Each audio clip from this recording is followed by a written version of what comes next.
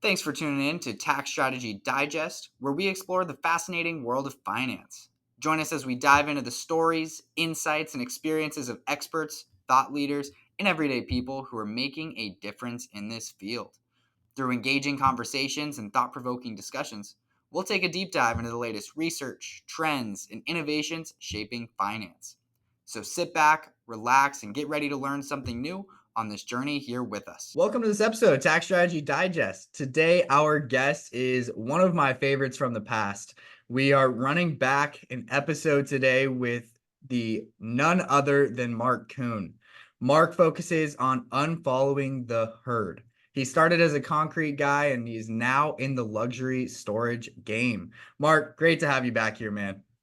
Yeah, man, dude, it's always a pleasure. Yeah, we're unfollowing the herd, so we're gonna tap into something today. And I like how we're gonna freewheel. I love it. Yeah, yeah. Let's roll. There's absolutely nothing written down, so we're just gonna kind of to kick it off. I want to hear some more about what you've got going on lately. You've been on some pretty world-renowned podcasts. I know you've been over there. You've worked a lot with Ryan Pineda. You just were on Beard by Brandon or Beardy Brandon, Yeah. the guy associated with Bigger Pockets. And so, tell us a little bit about what you've had going on. Yeah, man. No, my life's been a little wild. I've been really around creating my luxury storage brand, right? Like I not only love my Mac brand that I push out and building my personal brand, but I've been really sending a message of luxury storage, creating this new niche product that, getting the word out is the best part. So I've been on podcasts like Ryan Pineda's, yes. Probably 100 others, but yeah, Brandon Turner, I was just on his that released, just lately. And so we've been having a lot of reach out. Of course, the bigger, he's had over a decade on Bigger Pockets. So he has quite the reach of real estate investors. And they're all curious and they like what I'm saying. So it was a great time. You get to go to Maui. Like, that's even better. Yeah, how was Maui? I did watch that podcast. I saw a couple burnt arms there. And so what was your experience like traveling there and just being on the podcast in general? Yeah, so I've actually, I'm a North Dakota guy, so I've never been to Hawaii, but we, flew out of Phoenix and got to sit in the sun over there in Maui for a couple days and Oahu for a couple days. And it's amazing to me how different those islands are. Oahu, it was like spring break all over again, and Maui was very chill, relaxed. Um, you know, we uh we kind of stayed at a cheaper hotel. I was telling you this, and but we'd always go over to the Four Seasons and we just hang out there all day. And we would go to the bar. It's just a little tip. If you're on vacation and you want to like get yourself around some big people, it's like we were with like the CFO of the Portland Trailblazers, like all these cool people that were at the bar, and they're all spending $32 a drink too. So, we did splurge a little bit, but we did meet some super interesting people. So it was fun, man. Grateful for the opportunity and had a blast. I love it. And so how is the getting your name out there and just, building that personal image, how has that started to impact your brand and your businesses? Yeah, man, it's so indirectly affects. Like I'm a construction guy, commercial construction. So I do that, I've done that for the last 14 years locally in North Dakota. And then I've done development for the last, 7 years. So it's like you don't build a personal brand to hopefully get all these people to develop and do construction projects with you. Um, but you do gain a level of trust with people, right? Like they start seeing your name a lot more. They like what you're saying. They like that you're teaching people things. They just gain a lot of trust in you. So, and I'll just say probably the biggest thing for me is just your Google ability. Like, Google your name. Like I tell most people that I have some mentees that I work with, and I said, "Hey, Google your name and then Google my name." I've only been doing it for a year and a half, right? Like it's Well, not like I've been all in, but like end of 22, I just decided like, hey, I'm willing to go all in and post one day on LinkedIn. I'm going to do, try to post one reel a day and a couple stories, right? Whatever. And then, do some podcasting and different things. So it's not like a dramatic change to what you're doing, but it is amazing the amount of trust, credibility, everything else that comes with it.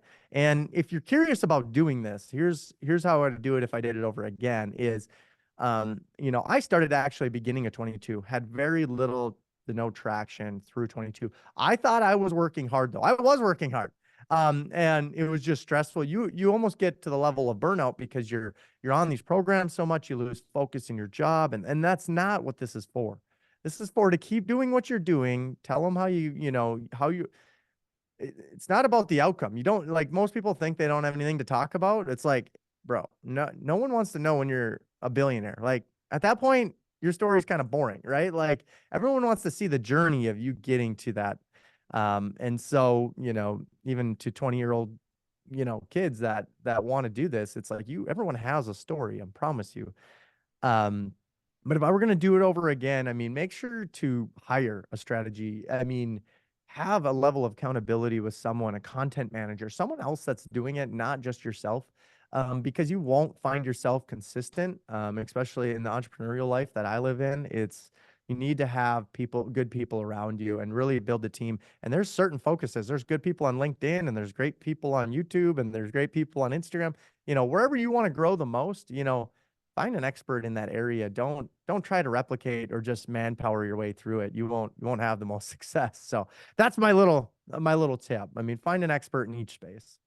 What are some of the hurdles you've had to overcome, not even really in business, but in building your personal brand? Because obviously there's been maybe some, headwinds as you've been approaching certain tasks. So like you said, maybe it was content creation, maybe you came across some days where you just had no idea what you were going to talk about. What were some of the biggest things you had to overcome to make sure that you were providing good content or continuing even when you didn't really want to?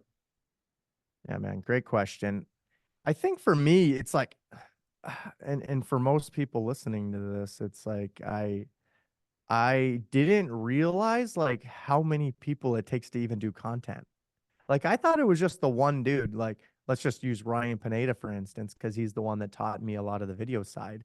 Um, it's not just one guy doing that. I mean, it's impossible to do it all yourself. But yeah, the level of like, you need a content strategy person, right? Like, or you need to be that person.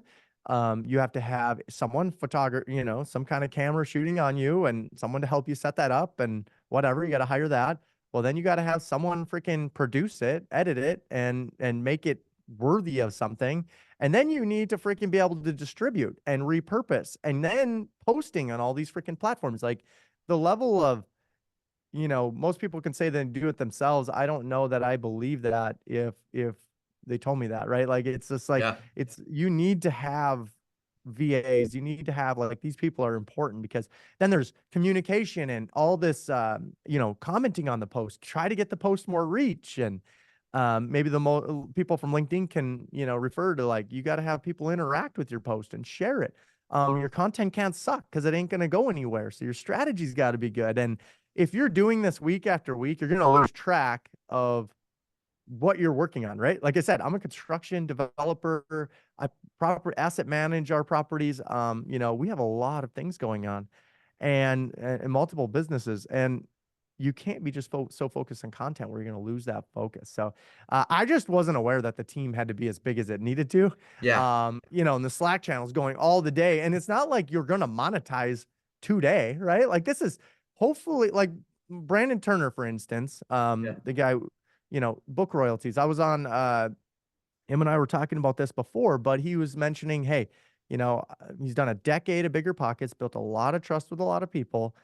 It's all was investment then. He wasn't really getting paid at that point, right? Like it wasn't monetizing. But today he wrote some books and now he makes 300 to 500 grand a year, just through book royalties.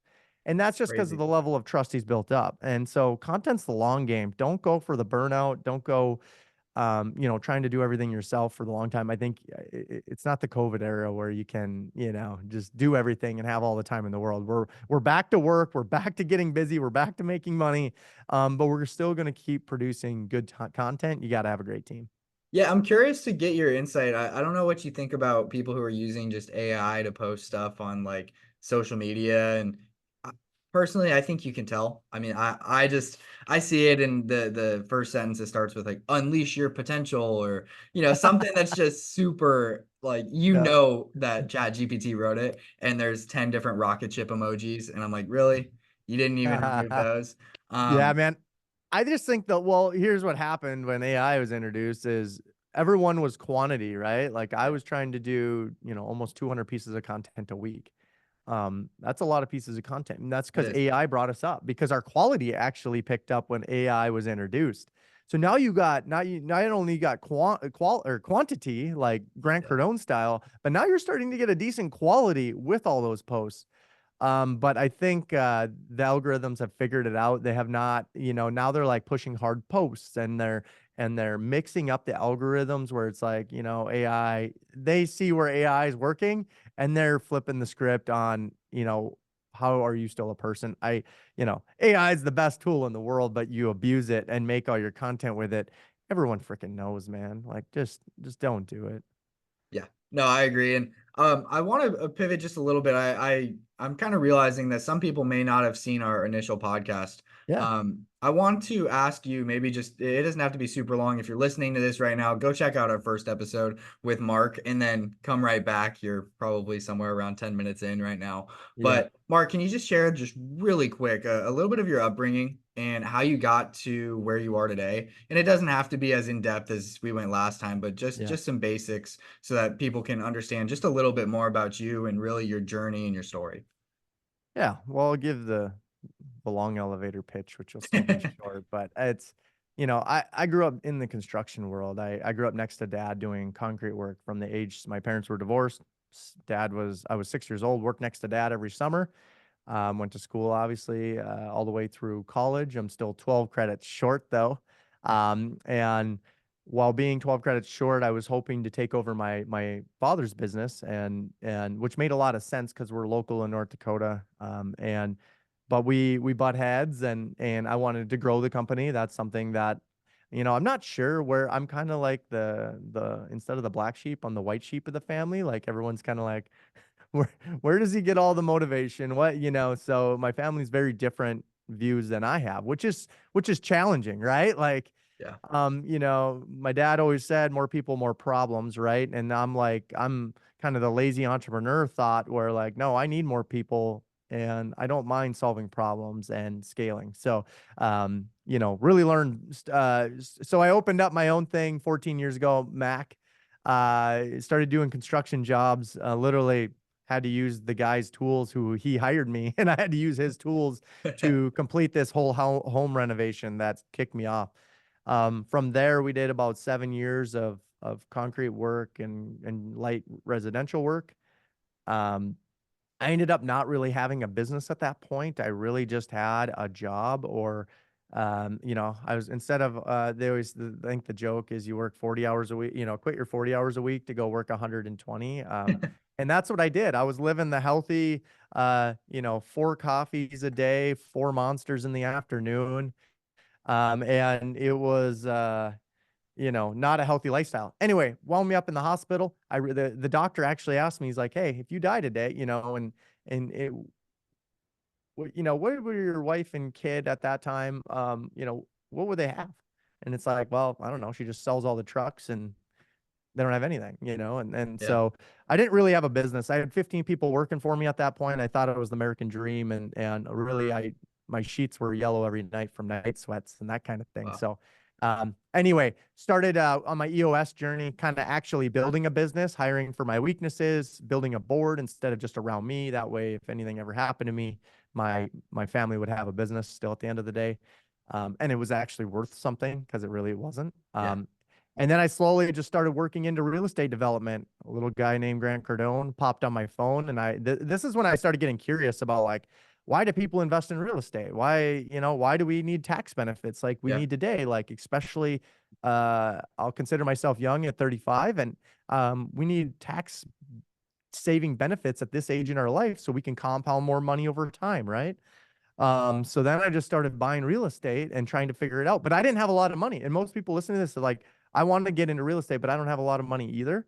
And it's like, I get that. And either did I. But I bought this office, was 1.1 million, back in the day, kind of did a creative structure. I was like, I thought the perspective is, hey, I need to save up 50 grand so I can go buy this $300,000 flip or something, right? Like it's this, then that. Well, that goalpost just keeps moving as you Right. soon realize. If you don't own the equity, the goalpost just kind of keeps moving. And so then I just started, oh, you can creatively do this. I was like, someone will sell me, I think I bought a townhome development from a group in Vegas, creatively financed. They wanted out in North Dakota. I'm like, hey, I'll help you get out of it. You just help me finance it. And did that just, I have a couple hundred multifamily units today. Um, and then I own storage and office and industrial. So I've done this multiple times, and it's not like I have super deep pockets or a rich dad or uncle Yeah. willing to help me. So it is possible. You just have to get creative about it. And I think that's one of my superpowers. So for someone listening in, if they were, they're maybe trying to take the jump to being self-employed, and maybe they don't want to start doing the 120 hours a week. What's a actionable next step you would give them in order to start building the life of their dreams? Now, maybe that's passively investing in something like real estate. And I'll give you a second. You can maybe even talk a little bit about that in the future, your luxury storage opportunities. But Mhm. um, what some people can do, because there's a lot of people out there who maybe they're just tired at their current job. They don't like working their W-2. Maybe they just don't find joy in it. They aren't helping people, and they're just tired of it. They want to do something that they really care about. Yeah. What would you recommend? Because I know you did that. You made that jump on your own, right? And so some stuff in your life happened, and you decided, I'm just going to do this. But it Yeah. was probably really scary, and I'm sure, you don't talk about it as much. Hmm.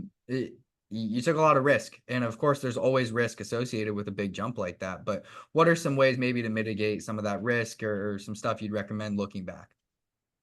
Yeah, well, I think I'm gonna first address the myth, right? Like everyone's gonna quit their job and go into real estate. You got to realize real estate's a capital intensive business, and we're not living in 21 or 22 anymore. People want to, quit their job and work from home and spend more time with their kids. I want that too. I promise you. And but it is a myth. It's gonna take minimum of a decade of how much you do now. Your life will change a lot in a decade. It isn't going to change tomorrow. It's not going to change in 5 years. It may change slightly. Mine slightly did at 5 years. I'm on year 7 of investing heavily into real estate. So you get some of these cycles, moving through where you really take the benefits of inflation and, tax deferrals, everything like that. So, I want you to get into real estate, but realize that's not an active income job for you. You still need to replace your active income. I don't tell anyone to quit their job. It's like, if you, here's what I would tell them is like, all right, maybe you want to wholesale flip homes. Those are active income, replacements basically, right? Like Yeah. at some point we got to make money somewhere. Because the real estate isn't going to pay us for 10 years. It'll build a legacy after 10 years, I promise you, but it's going to take that amount of time. So, I just want to get that myth out of the way. It's like you're not going to buy real estate, quit your job today. You're going to buy real estate today, keep your job for 10 years, and then maybe real estate will probably change your situation. And that's likely what's going to happen. So if you can eat those words, but I think, hey, now you want to replace your job with what you want to do in life. And of course I actually got fired from my job. So I guess that made it a little easier. You got Um, pushed. yeah. Well, I worked for my dad for freaking 14 years, and then I got a W-2 job for a year and kind of got fired. Just I wanted more out of it, and I was grateful because the whole last year of college I actually worked for them full time as well. So I was doing full time college and at the same time, but I did get fired and kind of split ways at the end of the day, and so then I just like, what is my skill set? I had 2 weeks to think about it, which is way too long for an entrepreneur. Yeah. We get too many ideas. Do you think that it was because you were an entrepreneur, and like your mindset, maybe you just didn't like being told what you had to do, and you were just so creative, and maybe you kind of just wanted to go out on your own? I didn't even know what the hell an entrepreneur was at that time. I was 20 years old, right? Like, Yeah. I think I found my wife that I married when I was 21. So we bought a house together before marriage at 20 and got the Obama check. So that made it a little better, gave us a cushion. But then 2 weeks of me sitting there thinking at home, I'm like, I got to go do construction. Like that's what I like doing. That's what I knew how to do best, right? And I could monetize and make money that way. I was relentless though when I went into it. For 5 years, I was blood, sweat, and tears into that thing.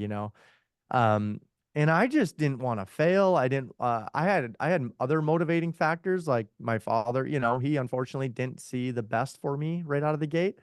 He's going to say you're going to go down because you're growing too fast. All the things, you get all the noise, right? Competition noise. And those are, you just turn them into fire. I mean, and that's what I did. I was just literally flames from the minute I woke up to 10 o'clock at night. I mean, I literally, which wound me up in the hospital. So Yeah. use that for what it is. Be smart about it. Um, but I did create a pretty substantial business at that point. So I just needed to make some corrections. And as you grow, people always think, so even if you make the plunge, which is going to be the hardest thing, it's the commitment. Anytime you're going to do something, you're literally just a commitment away from doing it. How do you make the commitment? You just have to make the decision. You can live in analysis paralysis world, but if you quit your job today, if you say, "Hey, here's the keys. I'm going to go do I'm going to go flip homes now," then do that. And if you're 22 years old, you should do that.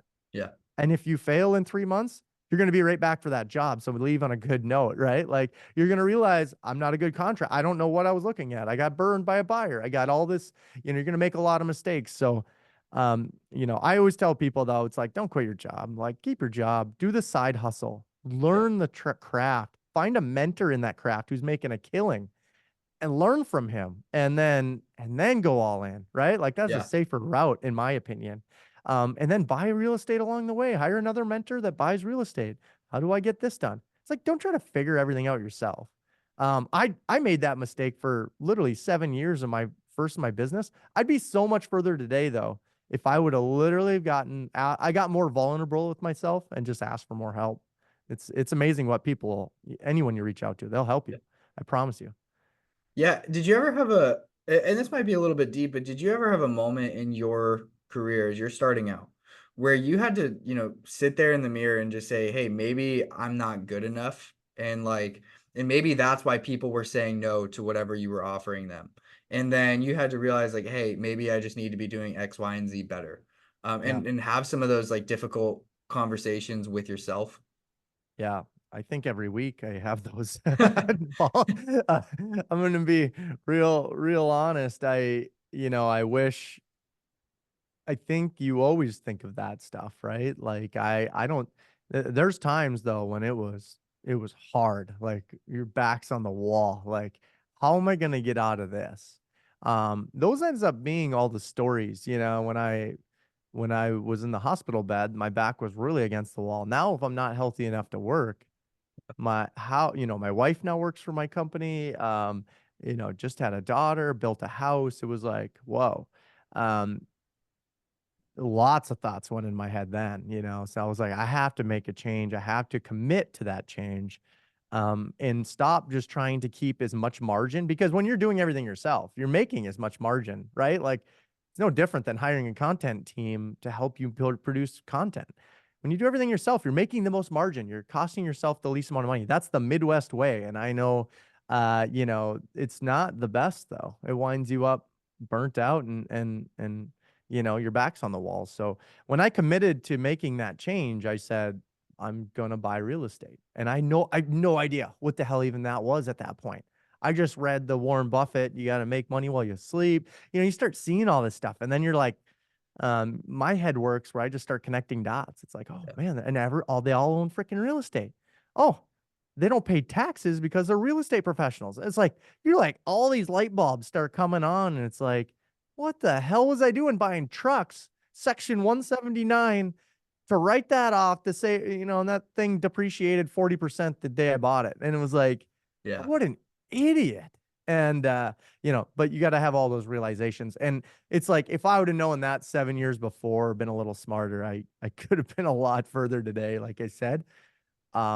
but that's I think committing to making the change is really what you got to get in touch with yourself and pray and really, get vulnerable with yourself and say, hey, I am going to make the change, and it's going to be today, unfortunately. So Yeah. How's it been working with your wife? I know you guys kind of started off yeah. the whole journey together. How is it being side by side throughout business and all of its ups and downs?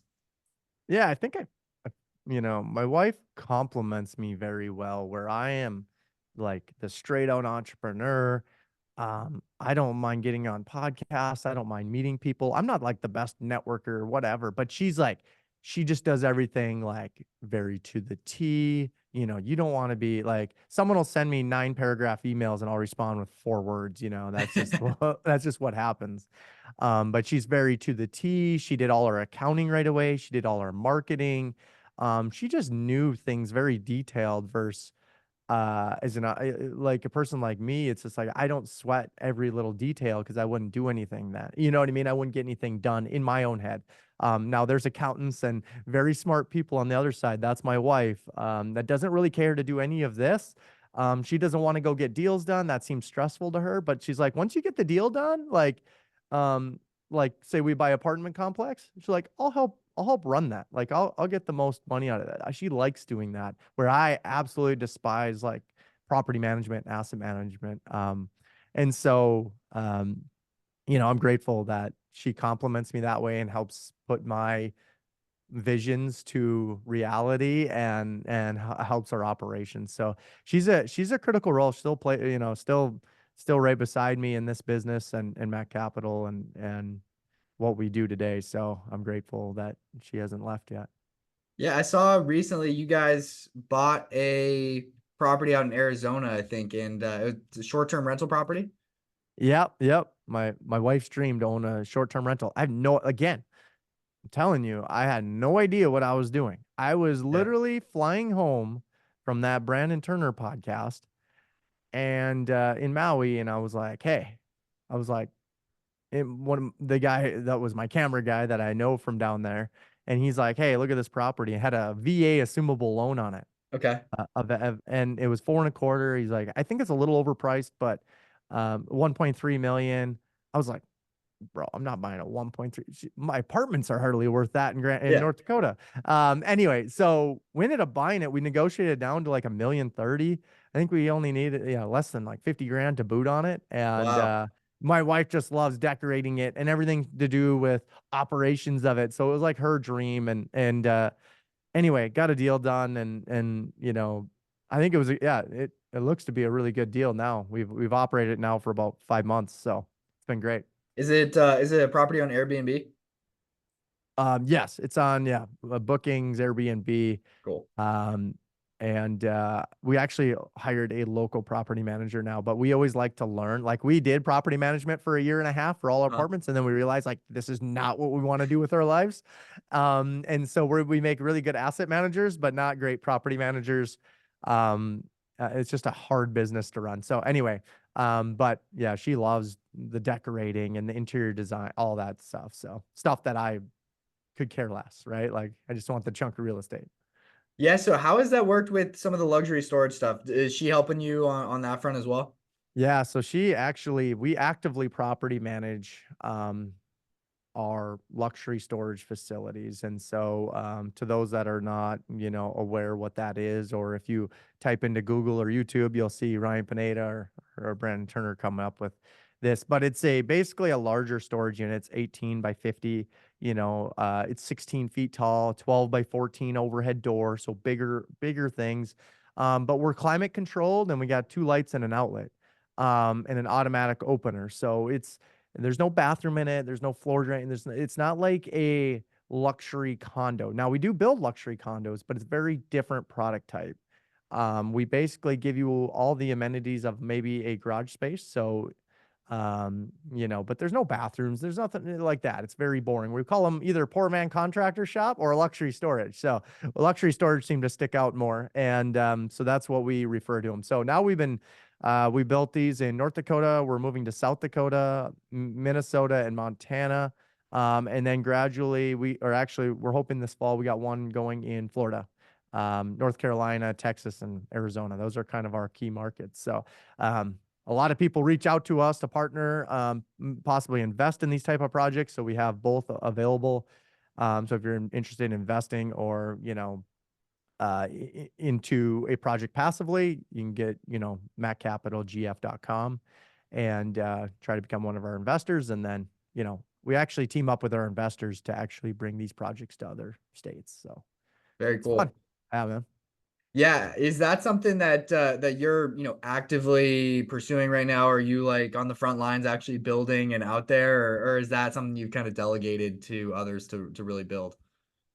Yeah, so like 6, 7 years ago, I kind of started delegating a lot more. I'm not your best project manager, so I hired the best project managers. I've Yeah, hired good superintendents. I hired good concrete people now that work for me.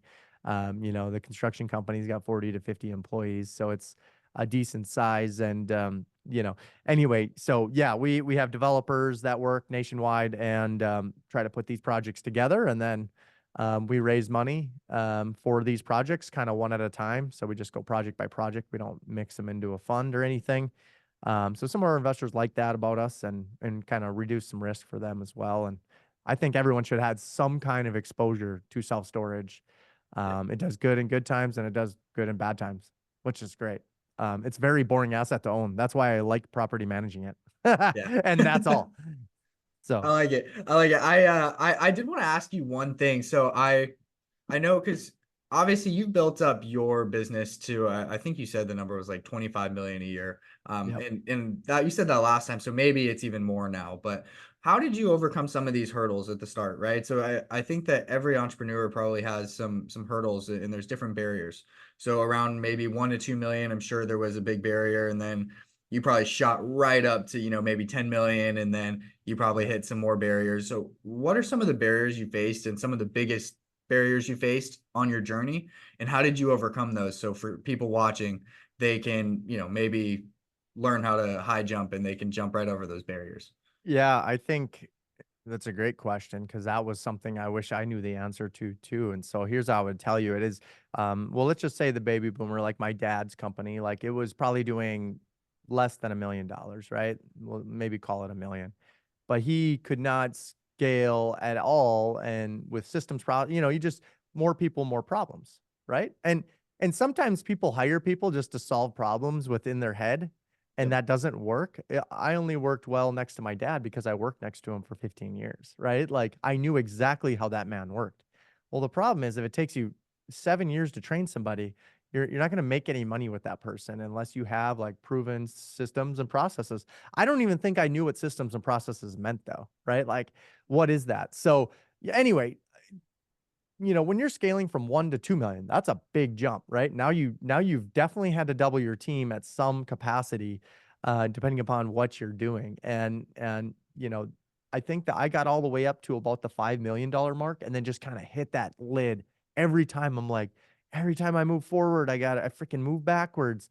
And I realized that, hey, it's no longer time to hire cheap people. Most people are like, hey, that guy's willing to take $20 an hour. This one wants 25. Well, it just depends where your company's going. So you need to ask strategic questions when you're hiring people.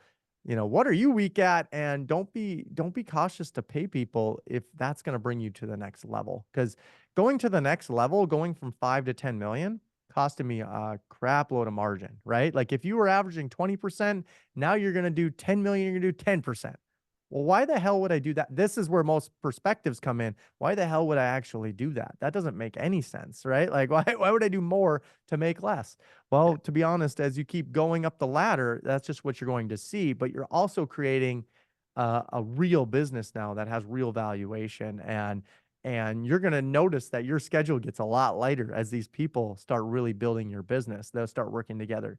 Um, and then we went from 10 million to 20 or 15. It was that really that was really a gap where I hired a bunch of good people now, but I didn't know how to run them. Like I didn't know how to run a board, and that's where EOS really helped me take my company from 10 to 20. And you know, EOS creates a board of representatives, not just me making the decisions because I think, I write the paycheck. It's let's give every thought transparently with a weekly meeting of, hey, let's not run this as Mark's mind. Let's run this as a company's mind.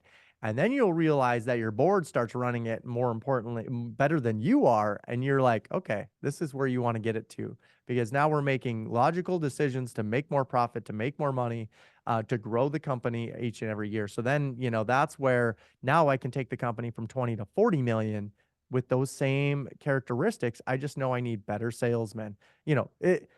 Construction development's a little different. There's businesses that rely on their marketing exclusively, right? Not Yeah. necessarily in my business. But sales, very important. Sometimes you can with marketing or sales, you have to be really strong in one, right? Like sometimes great marketing, you don't even need great sales. Like it'll just sell. Yeah. And with great sales, you really don't need any marketing. And in my business with construction and development, it's a lot of sales. It's not like I can market for that.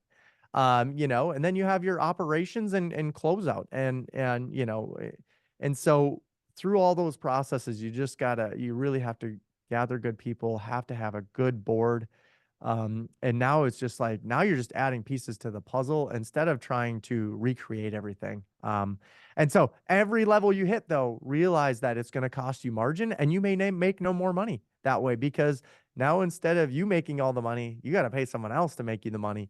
But I promise you, you will start to buy back your time, which is the most precious thing that you can get back, and through all those levels. So, if you're not growing, you're dying, though, and I do believe in those words because most businesses will get stuck at a certain level and then not want to go beyond that. They may need a visionary.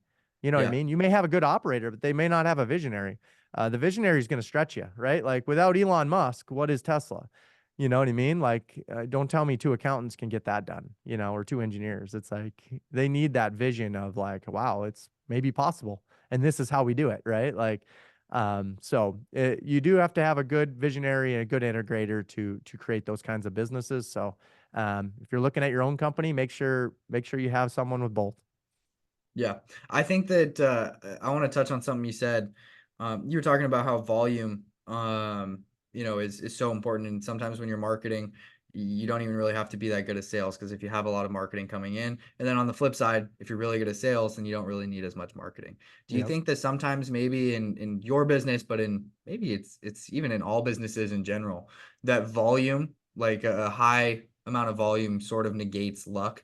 I mean, if people are knocking down your door saying, "Hey, Mark, we need we need you guys for a project. Hey, Mark, we need you guys for a project," and they're doing that every 10 minutes, eventually Yeah. one of them's gonna fall, and you really don't even need to be good at sales. You could be, yeah, I mean, I guess," and Yeah. you'd still get a couple of them. Well, that's your execution and your quality level. I mean, if you're the Lululemon of yoga clothing in the construction, you know what I mean? Like you Yeah, just go there and you got the best. You're willing to pay it. You're already prepared. You walked in the door, right? yeah, Like I want you to do this because I know I'm not going to have any problems. This is going to last me a long time. And, I know you got my back if something does happen. And I think if you can get like that, that really goes a long way with people. Then you're not even in the sales game. You're just saying more no's. And when you learn at every level, whether it's 1 to 2 million, 3 to 5, 5 to 10, whatever, as you have to start saying no. Like if you're doing $5 million, you can't be doing $100,000, $50,000 projects. yeah, You have to start doing 250, 500. If I want to do 50 million, I have to say no to $2 million projects. That eats you alive. And that's yeah. where most, like I said, in the baby boomers, it's like they can't say no. If you say yes to them all, guess what? You're not going to go to the next level. I have to say no to like stamp patios and driveways and all the things I loved as a kid to now it's like, no, I need $1 million or $2 million concrete job, or I need a $5 million general contracting job at the minimum. Like that's just your box, right? Like you want to go to the next level, you have to learn the word no, and you should get good at using it because that's what'll make you the most money.